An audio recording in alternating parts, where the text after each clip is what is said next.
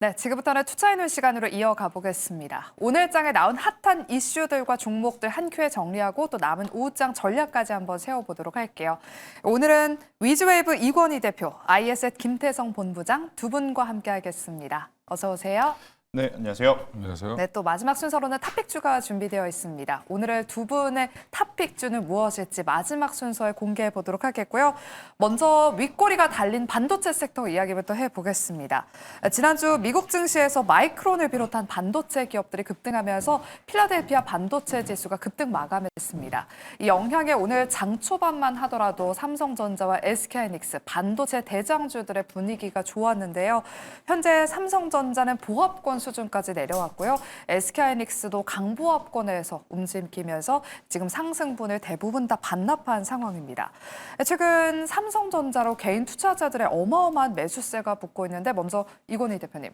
최근에 삼성전자 개인들은 사고 있고 외국인들은 지금 3거래일 연속 팔아치우고 있습니다. 오늘의 이런 반도체 대장주 흐름 어떻게 분석하고 계실까요? 쉴 때 되지 않았나요?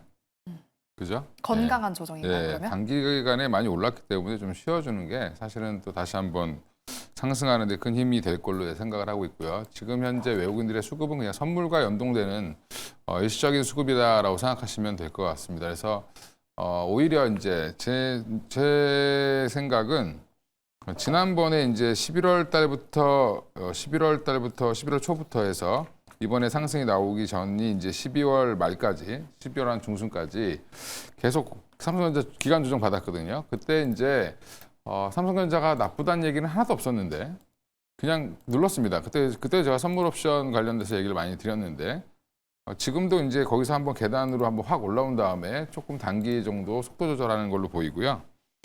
여전히 이제 가지고 계신 분들은 너무 이제 수익 난 게 고점이 내 본전처럼 생각하시면서 이제 불안해하시는 분들이 있는데 불안해하시기는 아닌 것 같고 적어도 이제 올해 1분기 내지는 2분기까지는 좋은 흐름 보여줄 수도 있다라고 보고 있기 때문에 없는 분들은 오히려 이렇게 음봉 나올 때 좀 사시는 게 맞다. 아직은 업사이드가 좀 더 남아 있다라고 보시고 대응하시는 게 맞고요.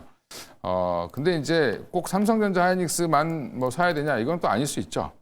상대적으로 수익이 더 좋을 수 있는 섹터도 있으니까 그거는 이제 차치하고 삼성전자 하이닉스만 볼 때는 조정시 매수 관점도 여전히 유효하다라고 말씀을 좀 드리겠습니다. 그래서 여전히 가지고 계신 분들은 흔들리지 마시고 들고 가시고 여기서 털리면 또 남 좋은 일만 시킬 수 있다라고 말씀드리겠습니다. 네, 여전히 반도체 대장주들의 상승 추세는 꺾이지 않았다라고 말씀해 주시면서 오히려 음봉이 나왔을 때 이렇게 건강한 조정일 때 담는 전략이 유효하다라고 말씀해 주셨습니다. 보유하신 분들은 계속해서 보유하자라고 말씀해 주셨고요. 이렇게 반도체 탄력이 다소 둔화되면서 지금 섹터별로 순환매가 펼쳐지고 있습니다. 특히 장 초반부터 로봇주로 강한 수급이 쏠리면서 지금 현대차 임원이 보스턴 다이내믹스의 이 상장을 시사하는 발언을 하면서 장 초반부터 로봇주들로 수급이 강하게 유입됐습니다.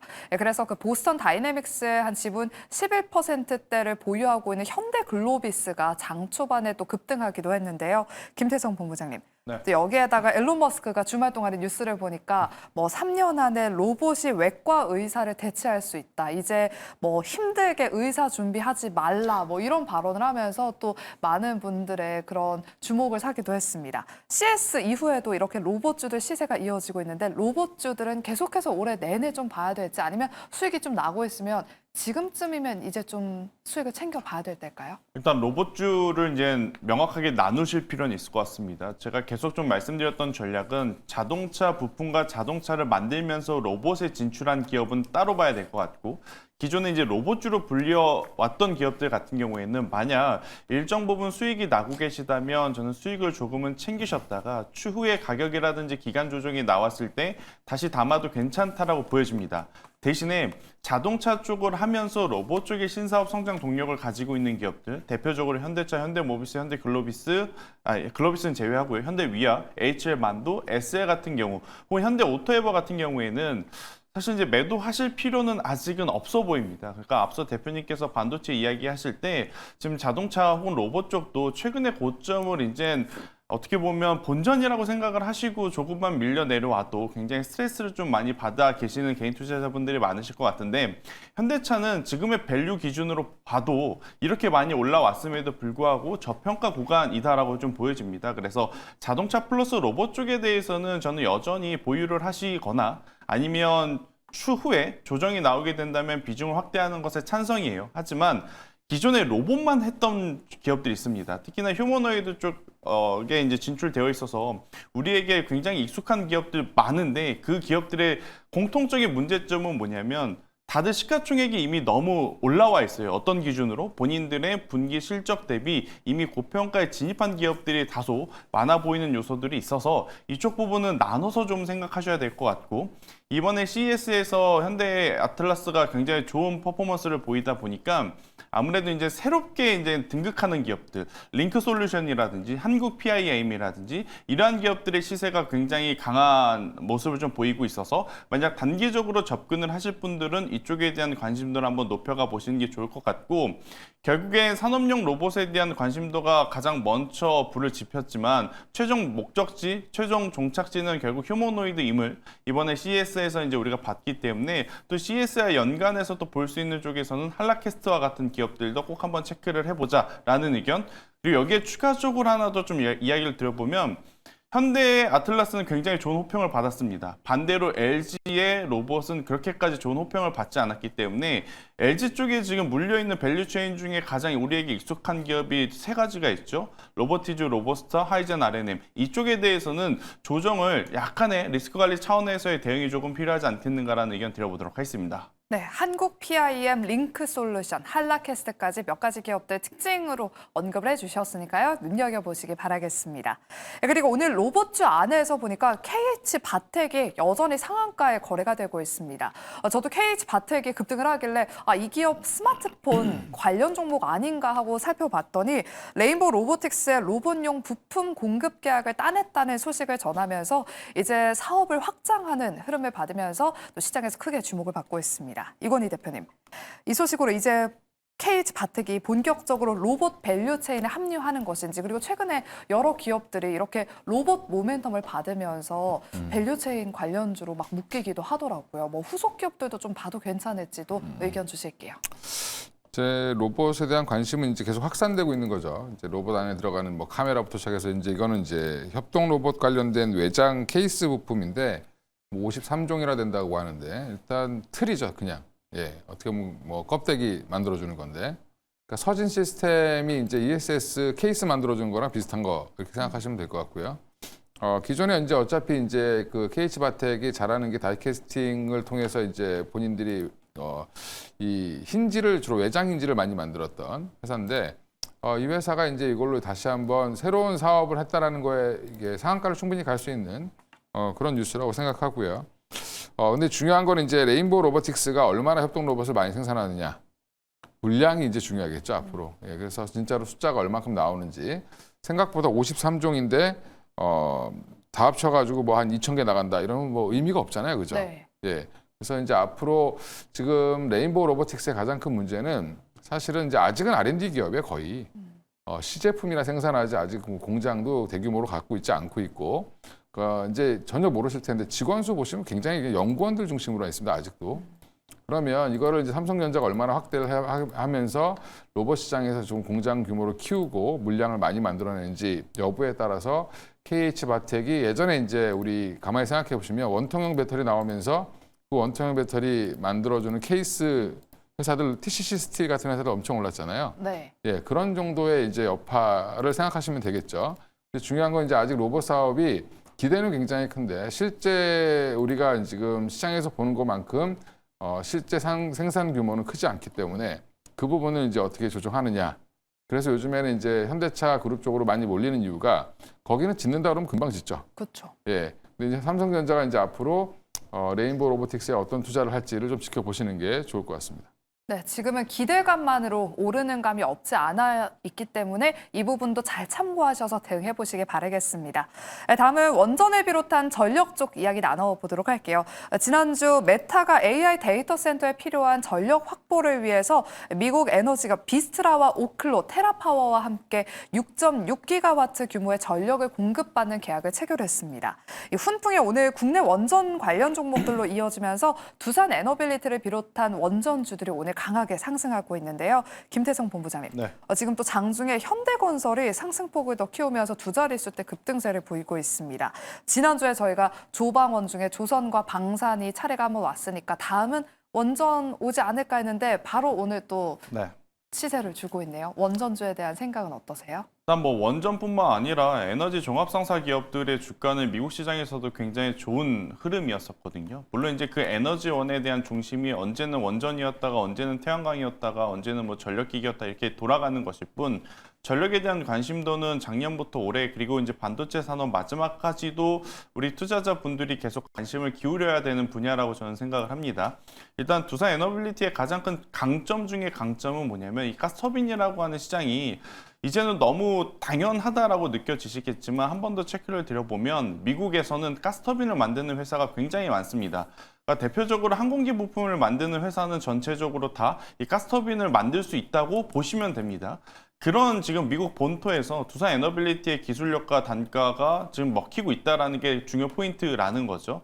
특히나 데이터 센터가 엄청나게 많이 지어진 상태가 아니라 지금 짓고 있고 지어야 할 데이터 센터가 굉장히 많은 상황 속에 지금 반도체 칩이 병목 현상이 일어나는 것이 아니라 에너지가 병목 현상이 일어난다라는 이야기들을 많이 하고 있는 상황 속에 두산 에너빌리티를 지금 시장에서는 찾고 있는 상황이라서 저는 계속적인 관심은 이어져야 된다라는 의견을 한번 드려보도록 하겠고요. 대신 이제 원전 쪽 같은 경우에는 오늘 저도 아이러니하지만 SMR이라고 한다면 사실 두산 에너빌리티의 시세가 더 강했어야 되지 않았나라는 생각이 듭니다. 그런데 지금 우리나라 증시에서는 대형 원전에 좀 특화되어 있거나 국내 원전에 좀 특화되어 있는 기업들, 대표적으로 현대건설도 그렇고요. 그리고 이제 우진과 같은 기업들, 이러한 기업들의 시세도 돌아가면서 지금 굉장히 강한 모습을 좀 나타내고 있어서 저는 두산 에너빌리티 그리고 한전기술, 현대건설 이렇게 세 개를 압축해서 보는 게 더 좋지 않겠는가라는 의견을 한번 드려보도록 하겠습니다.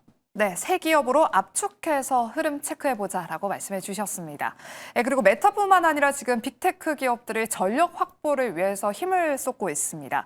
오픈AI는 소프트뱅크와 함께 태양광 기업 SB에너지에 1.4조 원 규모에 달하는 투자를 단행한다고 밝혔는데요. 이건희 대표님, 전력에 대한 지금 중요성이 다시 한번 좀 부각받고 있는 것 같습니다. 장 초반부터 뭐 전력 전선 쪽들도 좀 움직이더라고요. 전력 인프라 경쟁에서 좀 웃을 수 있을 만한 섹터가 있다면 어느 쪽을 좀 우리가 집중해서 봐야 될까요? 뭐 지금 전력 인프라에서 뭘 뺄 게 있나요? 다 돌아가면서 다 써야죠. 하다못해 콘센트까지 다 필요할 텐데. 예, 그러니까 전선주가 됐든 전력 기기가 됐든 지금 이제 오늘 효성중공업이 가장 강하게 올라가고 있는데 765kV짜리 변압기를 만드는 회사가 효성중공업이에요. 미국 내에서 만드는 회사가. 근데 그걸 한전에서 지금 미국에 컨설팅을 해준다라고 얘기하고 있잖아요. 이게 초고압 변압기거든요. 765가 제일 큰 건데. 그래서 효성중공업이 조금 더 강한 걸로 보이고 그다음에 그 다음 단계가 보통 이제 500kV짜리 500kV짜리가 이제 주로 이제 많이 쓰이는데 765는 이제 이게 효성중공업이 좀 특화되어 있는 제품입니다. 그러다 보니까 조금 더 강한 흐름을 보여주는 것 같고 이제 이게 오픈 메타라든지 오픈 AI 이제 얘기를 보면 결국에는 전기되는 거를 빨리 누구든지 확보를 해야 되겠다. 계약 내용이 35년이에요. 메타 같은 경우는. 그럼 10년이죠. 앞으로 10년 동안 쓸 거를 지금 미리 확보하기 위해서 지금 손을 잡고 있다라는 부분이 가장 중요하다고 보시면 될 것 같고요. 그래서 지금은 당장은 아마 이제 오늘 OCI 홀딩스도 올라가지만 우리나라 국내 기업에서 가장 큰 혜택을 보는 건 두산 에너빌리티가 될 가능성이 높고 그러니까 여전히 이제 원전 관련주들이 움직이는데 매경에 자주 말씀드렸지만 원전 관련주 확대시키지 마시고 그냥 두산 에너빌리티랑 BHI 정도만 보시는 게 맞다 이렇게 말씀드리겠습니다. 네, 두산 에너빌리티와 BHI 이 정도로만 압축해서 보자라고 말씀해 주셨습니다. 다음은 오늘 장에서 강한 방산 이야기 나눠보도록 할게요. 주말 사이에 이란의 경제난 항해 시위를 두고 트럼프 대통령이 직접 개입을 시사하는 발언을 하면서 다시금 지정학적 긴장감이 불고 있습니다. 현재 이란 정부가 미국의 협상을 제안했다라는 보도가 나오면서 최악의 상황으로 치닫을 가능성은 다소 낮아졌는데요. 김태성 본부장님. 네. 최근에 트럼프 대통령이 베네수엘라를 공습한 이후에 다소 파격적인 행보를 이어가고 있는 것 같습니다. 이런 지정학적 이슈들이 국내 방산주들에는 어떤 영향을 미칠지 최근에 방산주들 급등하고 있어요. 일단 그린란드를 둘러싸고 지금 여러 가지 이야기들이 나오고 있다는 게 첫 번째 이제 상승 요인이고요. 두 번째로는 지난주에 미국 내 방산주들에게 하루하루 굉장히 큰 이슈들이 좀 터져 나왔지 않습니까? 뭐 주주환원 정책에 있었던 이 배당금을 줄이고 시설 투자해라라는 이야기 때문에 급락하는 하루도 있었지만 바로 그 다음날 국방비 예산을 50% 이상 증액한다라고 하면서 전체적으로 또 급등하는 모습, 또 그 급등이 미국 내 방산주의 급등만을 일으켰던 것이 아니라 유럽 관련주들까지도 폭등을 하게 만들었던 요인으로 보여지죠. 그러나 전체적인 흐름을 봤을 때 사실 유럽에 있는 굉장히 많은 기업들이 현재 지금 방산 무기가 필요한 지역이라든지 필요한 곳에 납기를 맞출 수 없다라는 가장 큰 단점들이 좀 있습니다. 그러다 보니 그것을 좀 보완할 수 있는 우리나라 기업들에 대한 존재의 가치가 더 부각될 수밖에 없는 한 주가 아니었나라는 생각이 드는데 우선 돌아가면서 좀 시세가 나오고 있어서 조금 더 신중하게 지켜보셔야 될 것 같습니다. 그러니까 안 좋다라기보단 하나 에어로스페이스, 하나 시스템, 뭐 현대로템, LIG, 넥선 지금 빠지는 것 없이 모두 돌아가고 있고 또 공교롭게도 우리나라 다수의 방산 기업들은 여기에 우주항공이라는 테마가 붙은 기업들이 굉장히 많아요. 그런데 방산과 우주항공이 여러분들도 아시다시피 지금 시장의 가장 핫한 트렌드이기에 다 먼저 좀 움직였다라고 생각이 들어서 저는 관련주들에 대한 관심도는 갖고 있으시되 오늘의 고점에서의 어떤 추격 매수라기보단 기간 혹은 가격 조정이 나왔을 때 그때 한번 바라보시는 게 맞지 않겠는가라는 의견을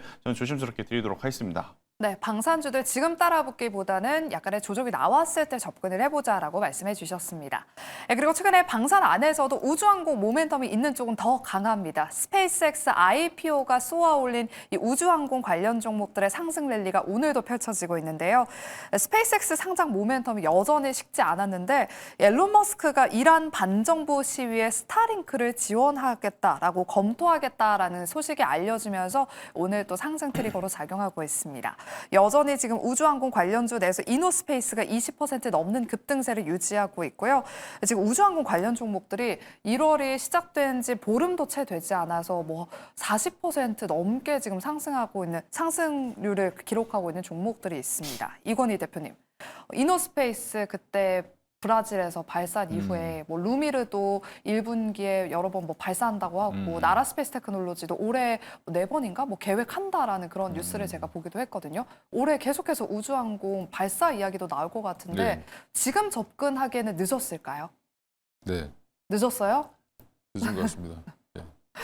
일단 너무 많이 올랐죠. HVM 같은 경우도 제가 제일 좋아하는 종목인데 여기 매경에서도 지난달에 추천했던 이게 수익률에서 1등 해버렸더라고요. 근데 네, 축하드려요. 중요한 건 이게 바닥권에서 아무도 관심 없을 때가 한 2만 원도 안 했던 종목이 2만 원 초반대였던 종목이 2만 1천 원, 2천 원 하던 게 지금 뭐 8만 원까지 찍고 왔기 때문에 지금 가장 대표적인 종목 이제 HVM을 말씀드린 거고 그 외에도 지금 뭐 발사체 실패해도 주가가 빠졌다 올라오죠. 그만큼 이제 이쪽 산업은 성장한다고 보는 건데 그럼 이제 왜 이렇게 올라갈까 생각해 보면 제가 그때도 말씀드렸는데 로봇주 엄청 올랐습니다. 9월부터 좀 전까지 작은 종목들도 많이 올랐죠. 물론 일부 종목들은 아직도 좀 살아있는 종목들도 있는데 지금 기울기가 많이 좀 누웠어요. 그쪽은. 그럼 그거 파신 분들이 어디 갈까요? 미래를 쫓으시는 분들은 다 우주항공 쪽으로 갔다. 네, 수급이 아마 글로 이동된 것 같고요. 그러면 이제 지금 제가 이제 비싸다고 한 이유는 단계에 너무 많이 올랐으니까 또 이제 뭐 스페이스X 관련돼서 움직였다라고 하면 스페이스X 관련주들은 사실상 HVM이랑 스피어밖에 없어요. 네. 우리나라에. 나머지는 다 관련 없습니다. 그냥 우주항공 산업을 하고 있는 거죠. 그래서 그 두 종목 예외에는 별로 말씀을 안 드렸고 근데 나머지 종목들 올라오는 것도 이제 테마군을 형성하면서 지금 올라오고 있는 건데 지금 일론 머스크가 이란에다 뭐 지금 스타링크 지원하겠다. 근데 스타링크 하려면 단말기가 따로 있어야 돼요. 그 단말기 10만 명 정도 가입돼 있다라고 하는데 이란에. 예. 그 중에 대다수가 정부 관계자예요. 그러면 사실상 뭐 지원하고 싶어도 일반인들한테는 뭐 갈 수가 없는 거고 그냥 정치적인 발언이다라고 생각하시면 될 것 같고요. 지금은 조금 이익 실현을 좀 일시적으로 좀 해야 되는 시기 아닌가. 1차 상승 이후에 좀 쉬어가야 될 국면이 왔다. 그러면 조정이 고점 대비 한 20-30%는 언제든지 나올 수 있으니까 지금은 좀 비중을 좀 줄이시고 그다음에 오히려 조정이 좀 강하게 나오고 나면 스타링크 지금 스페이스X 상장 뭐 되게 잘 될 것처럼 나와 있지만 그래도 삐걱거릴 수도 있죠. 뭐 연기될 수도 있고 그다음에 금액이 안 맞아서 또 일론 머스크가 짜증낼 수도 있고 여러 가지 어떤 사유든지 간에 조정의 빌미를 줄 가능성이 있다. 그럴 때가 오히려 그 악재가 나온 것 같이 막 이렇게 뉴스가 떠들어댈 때 오히려 그럴 때 들어가셔야지 수익이 날 수 있다. 지금은 들어가서 잘못하면 물릴 가능성이 있기 때문에 지금은 보유자 영역으로 말씀드리고 가지고 계신 분들은 이제 꺾일 무렵부터 조금 좀 상승률이 좀 꺾이면 좀 빠져나올 전략도 좀 취해 보시는 것도 맞지 않을까 생각하고 있습니다. 네, 우주항공 관련 종목들은 지금 수익이 나고 있다면 실현할 때다라고 말씀해 주시면서 1차 상승 랠리가 나왔기 때문에 다소 쉬어가는 빌미가 나올 수도 있다는 점 또 주목해 보시기 바랍니다. 다음은 건설기계 관련 종목도 재건 쪽이 또 강하게 움직여서 이야기 나눠보도록 할게요. 현재 LCD 현대건설기계와 두산밥켓이 10% 넘는 급등세를 보이고 있습니다. 다음 주 초에 있을 다보스 경제포럼에서 트럼프 대통령이 우크라이나 재건 계획안을 발표할 것이다라는 소식에 미리 관련 종목들로 수급이 들어오고 있는데요. 김태성 본부장님. 네. 다음 주 다보스 포럼이라는 일정 모멘텀이 있습니다. 관련주 미리 좀 사볼까요? 그러니까 다보스 포럼이 없더라도 움직일 수 있는 기업들이 있거든요. 네. 이쪽에는. 그래서 그 종목군들이라면 저는 지금도 투자 가능하다. 대표적으로 이제 두 기업을 뽑을 수는 있을 것 같아요. HD 현대건설기계와 두산밥켓. 그 외 종목군들 같은 경우에는 지금 종전 뉴스가 나오게 되면 우리나라에게 뭔가 기회가 좀 있을 수 있지 않겠는가라는 골자로 움직이고 있긴 하지만 사실 그럴 확률이 현실적으로는 그렇게 높진 않습니다. 특히나 우리나라 중소형 기업들은 우리나라 내 건설주들의 낙수 효과를 기대를 해야 되는데 또 건설주들이 지금 종전이 됐다 그래서 그쪽에 가서 수주를 따오는 것도 그렇게 쉬운 일은 아니다라는 생각이 듭니다. 왜냐 일단 1차적으로는 그 옆에 유럽 나라에서 굉장히 많은 부분을 차지를 할 것이고 또 어떤 지역은 미국이 대다수를 또 진행을 할 가능성이 높죠. 그렇게 되면 우리나라 건설사들이 뭔가 힘을 보여주기에는 굉장히 좀 어려운 부분들이 많아서 대신 미국의 건설사들, 유럽의 건설사들 혹은 해당 어떤 국가들의 관련 기업들이 뭔가 이제 공사를 시행을 할 때 그러면 공통적으로 필요한 장비들이 뭐냐라고 하면 건설기계 장비인데 그건 또 우리나라 기업들이 굉장히 잘 만들거든요. 그래서 그 기준으로 보면 두산밥켓과 HD 현대건설기계만큼은 괜찮지만 그 외의 종목군들은 다소 저는 테마적으로 움직일 수 있고 하락 변동성이 나올 때는 급격하게 떨어질 수 있으니 이 부분은 조금 조심하셔야 되지 않겠는가라는 의견 드리겠습니다. 네, 그럼 마지막 순서로 이제 두 분의 탑픽주 한번 공개해 보겠습니다. 먼저 이건희 대표님의 오늘 탑픽주는요? 예, 두산에너빌리티고요. 예, 오랜만에 올라왔는데 원전에 관련돼서 좋은 뉴스가 계속 나옴에도 불구하고 주가가 안 움직인다. 얼마 전에 이제 제가 매경 상담 프로에서 1월 6일 날 사신 분이 많이 빠져서 전화하셨다 그래가지고 깜짝 놀랐는데 2,000원 빠져도 많이 빠졌다고 전화를 하세요. 예. 네. 예, 그러니까 지금 참 너무 시장이 좋다 보니까 대형주가 뭐 5, 6% 올라가는 게 아무렇지도 않고 뭐 이런 상황인데 지금 분위기는 이제 지난번에 2차 상승 랠리를 보이려다가 조금 오버했나 보다 하고 쉬는 이제 두산에너빌리티가 다시 한번 발동을 걸기 시작했다라고 보고 있고요. 미 원전 프로젝트가 이제 아마 올해 계속 본격화될 가능성이 높고 지금 메타가 그 이제 서막을 보여줬죠. 그래서 이제 원전 관련 기업들과 전력 수급 관련된 계획들을 이제 좀 실현하기 프로젝트가 이제 시작된 거니까 앞으로도 가스터빈까지 같이 한다라고 보면 한 12만 원까지는 충분히 상승 가능하다라고 보고 있습니다. 네, 이어서 우리 김태성 본부장님의 탑픽주도 바로 공개해 볼게요. 네, 일단 뭐 저는 지금 반도체 종목군들이 윗골이 달리면서 좀 쉬어가고 있는 상황인데요. 네. 소부장 쪽에서 본다면 테스 속해 관련주인 리노공업을 한번 보셨으면 좋겠다라는 이야기를 드리고 싶습니다. 결국 이제 로봇이 됐든 자율주행이 됐든 디바이스 기기들이 많은 상황이라서요. 리노공업 꼭 관심을 한번 가져보자는 의견 드려보도록 하겠습니다. 네, 두산 에너빌리티와 함께 반도체주 쉬어갈 때 리노공업 눈여겨보자라고 말씀해 주셨습니다. 이렇게 저희가 준비한 순서는 여기까지입니다. 저희는 내일 오후 12시 이 시간에 더 알찬 인사이트 가지고 돌아오도록 할게요. 끝까지 함께해 주신 여러분 고맙습니다.